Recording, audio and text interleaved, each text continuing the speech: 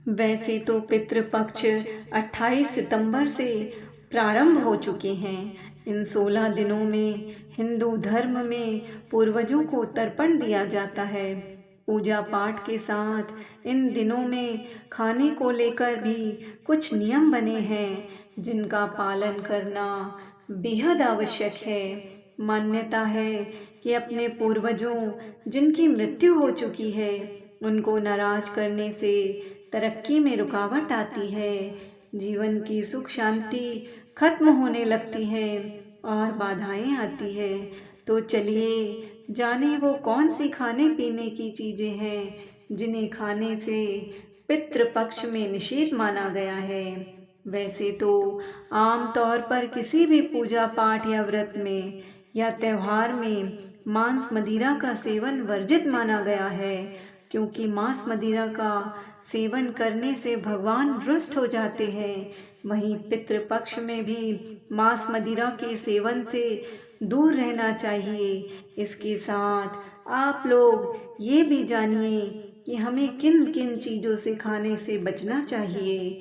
जमीन के नीचे उगने वाली सब्जियों में कई सारी सब्जियां ऐसी होती है जो जमीन के नीचे उगती है। इन्हें जमी कंद भी कहते हैं, जैसे आलू, शकरकंद, मूली, गाजर, सलजम, चुकंदर, अरबी। इस तरह सारी सब्जियों को पितृपक्ष में नहीं खाना चाहिए। इसके साथ ही इन सब्जियों का भोग भी नहीं लगाना चाहिए, ना ही श्राद्ध भोज में से किसी ब्राह्मण को खिलाना चाहिए। ऐसा करने से पूर्वज नाराज हो जाते हैं। लहसुन प्याज तो पूरी तरह से इन दिनों में वर्जित माना गया है, क्योंकि लहसुन और प्याज को तामसिक माना गया है।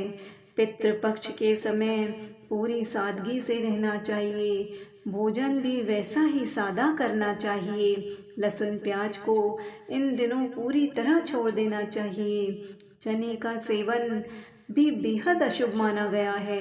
पितृपक्ष में पूर्वजों को चना, चने की दाल, चने का सत्तू, चने की मिठाई और चने से बने खाद्य पदार्थों को नहीं खिलाना चाहिए। इसीलिए श्राद्ध के महीने में चने का सेवन नहीं करना चाहिए। मसूर की दाल भी पितृपक्ष के दौरान वर्जित मानी गई है। चने के साथ पितृपक्ष में मसूर की दाल को भी नहीं खाना चाहिए, यह अशुभ मानी जाती है। मसूर की दाल और चने के साथ ही पितृपक्ष में किसी भी कच्ची चीज को नहीं खाना चाहिए। इस समय केवल पके हुए भोजन का सेवन करना चाहिए। यह तो हमने आपको बताया पितृपक्ष के दौरान किस तरह सात्विक भोजन करना चाहिए, सात्विक खान पान को अपनाना चाहिए और तामसिक खान पान से बचना चाहिए।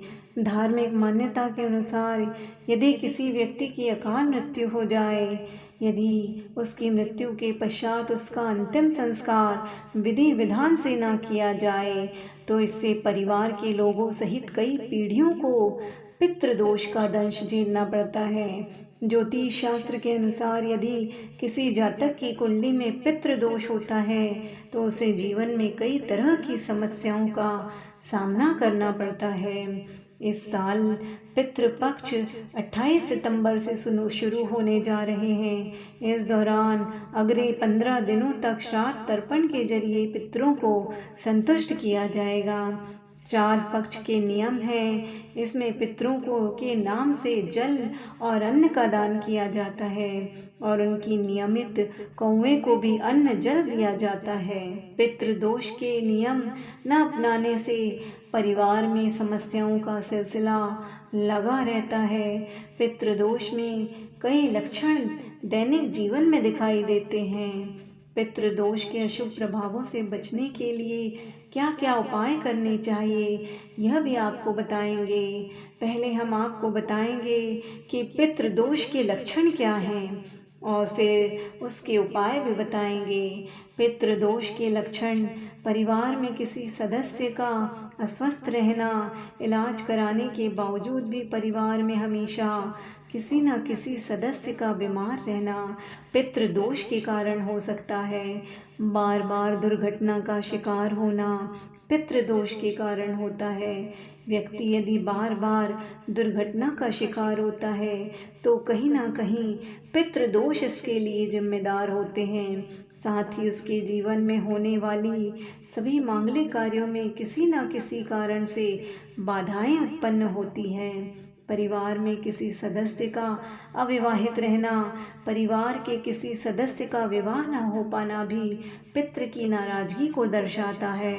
परिवार का कोई ऐसा व्यक्ति जो विवाह योग्य है लेकिन विवाह नहीं हो रहा, और इसके अलावा परिवार का कोई ऐसा व्यक्ति है जिसका विवाह होने के बाद तलाक हो गया है, तो यह भी किसी न किसी तरह से पितृदोष के कारण ही होता है।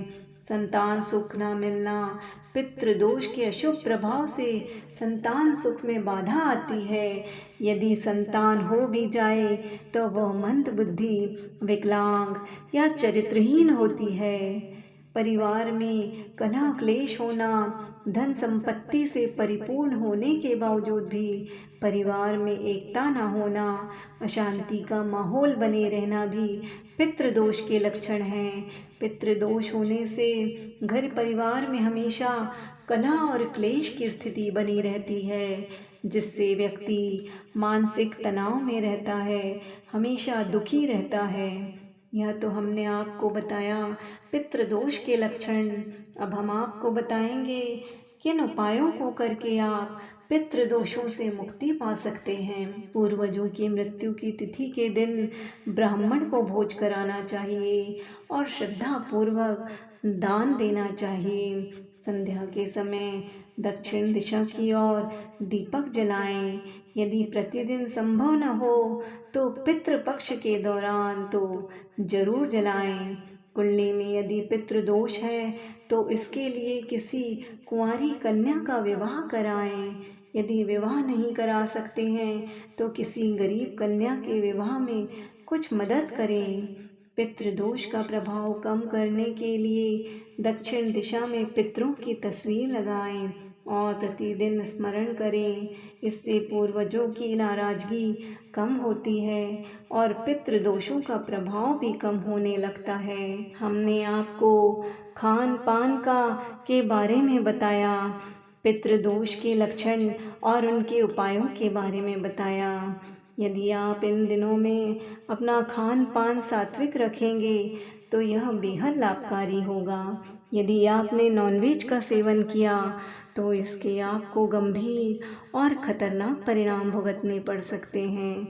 मित्रों, आपके पितृ सदैव आप पर प्रसन्न रहे, इसी आशा के साथ यदि आप इसी तरह सत्य सनातन जानकारी पाना चाहते हैं तो हमारे चैनल को लाइक, शेयर और सब्सक्राइब कर दीजिए।